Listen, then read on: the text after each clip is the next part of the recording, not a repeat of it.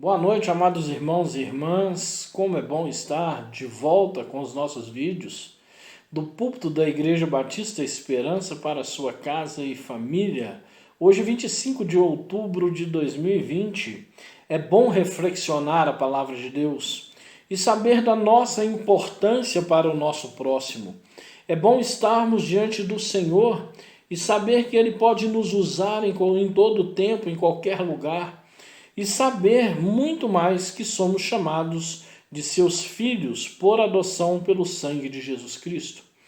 Nós iremos hoje analisar uma palavra que se encontra na palavra de Deus escrita para o nosso entendimento, que está em Lucas capítulo 10, do versículo 25 em diante, que diz assim: Eis que certo homem, intérprete da lei, se levantou com o intuito de colocar Jesus à prova e disse-lhe: Mestre, que farei para herdar a vida eterna? Então Jesus lhe perguntou: O que está escrito na lei? Como o interpretas? A isto ele respondeu: Amarás o Senhor teu Deus de todo o teu coração, de toda a tua alma, de todas as tuas forças e de todo o teu entendimento, e amarás o teu próximo como a ti mesmo. Então Jesus lhe disse: respondeste corretamente, faze isso e viverás. Porém, ele, querendo se justificar, perguntou a Jesus: Quem é o meu próximo?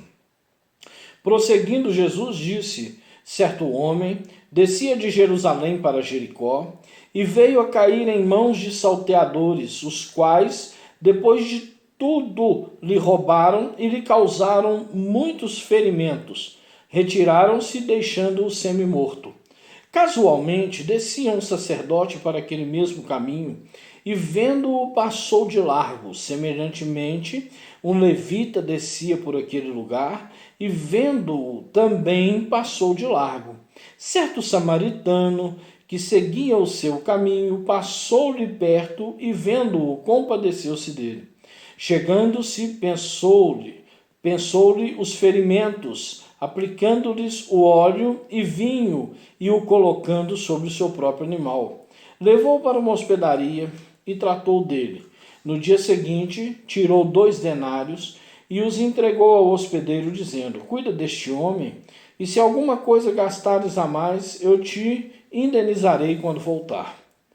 Qual destes 3 parece ter sido o próximo do homem que caiu na mão dos salteadores? Respondeu-lhe o intérprete da lei: O que usou de misericórdia para com ele.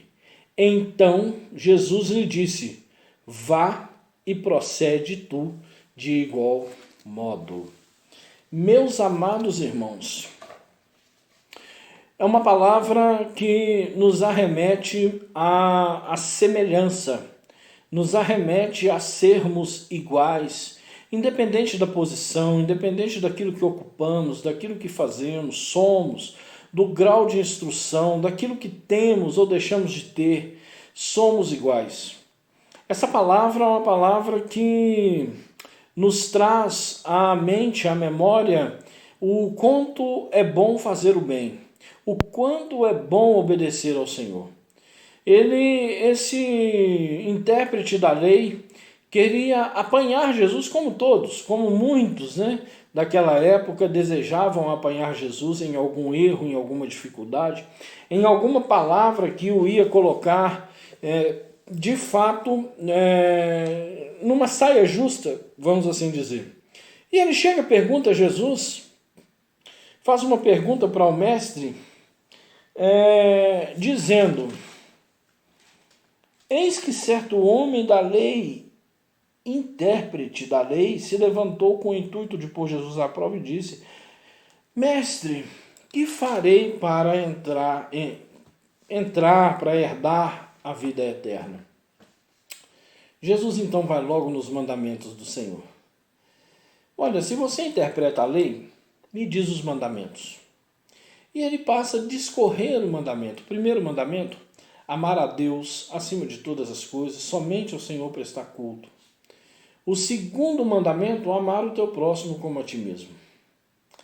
E Jesus, pensativo, ele fala, isso aí te faz herdar a vida eterna. Mas, Senhor, quem é o meu próximo? Quando ele pergunta, Jesus começa uma história e ele usa 3 personagens nessa história. Ele usa aquele sacerdote, aquele que era o intérprete da lei, aquele que era o que incensava diante de Deus em Israel, aquela figura de estar próximo ao Senhor. E ele usa também o levita, aquele que era encarregado da adoração e arrumação do tabernáculo, do templo, enfim, a função do levita era aquela função de manter a casa em ordem e sua adoração. E ele pega também um cidadão de Samaria, ou de Samaria, como popularmente conhecemos, e esse samaritano também era um judeu, porém era uma pessoa mista, de casamento misto. Um judeu casado com alguém que era fora da tribo de Judá, da tribo de Israel, enfim, era casado com um povo diferente, com pessoas de povos diferentes. E por isso os judeus eles mantinham distância, mantinham uma certa separação dos samaritanos.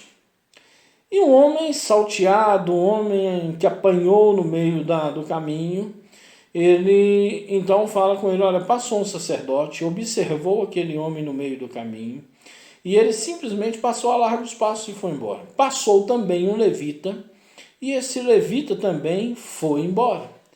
Quando passa um samaritano, ele olha para aquele viajante que acaba de ser atacado, assaltado, ele para, ele cuida de suas feridas, coloca em cima do seu animal, coloca-o dentro de uma hospedaria, cuida dele até no dia seguinte, observando, fazendo observações à noite, até o dia seguinte, e quando ele termina esse cuidado, ele precisa seguir viagem, ele arranca do bolso 2 denários, que era um valor bem alto para a época, e entrega ao hospedeiro e diz assim, olha, cuida dele, ainda confiou na honestidade do hospedeiro, cuida dele. Gaste isso aqui com ele, o que você precisar, e aquilo que você gastar mais, quando eu retornar de viagem, eu passo por aqui e acerto com você. Preste bem atenção nessa palavra. Quando Jesus termina isso, ele questiona, fala, olha, quem foi que fez, quem foi o próximo daquele homem? E aí aquele intérprete da lei diz, olha, foi esse que usou de misericórdia. Jesus então disse, vai e faça o mesmo. Qual a lição dessa palavra, meu irmão, minha irmã, para a nossa vida? Nós precisamos entender que fazer o bem, ajudar, estar diante de situações difíceis de resolução, não é somente para os nossos. Não é somente para o cristão, não é somente para aquele que professa a mesma fé, não é somente para os familiares, e sim, muitas vezes, para aquela pessoa que está na rua, para aquelas pessoas que estão em algum comércio.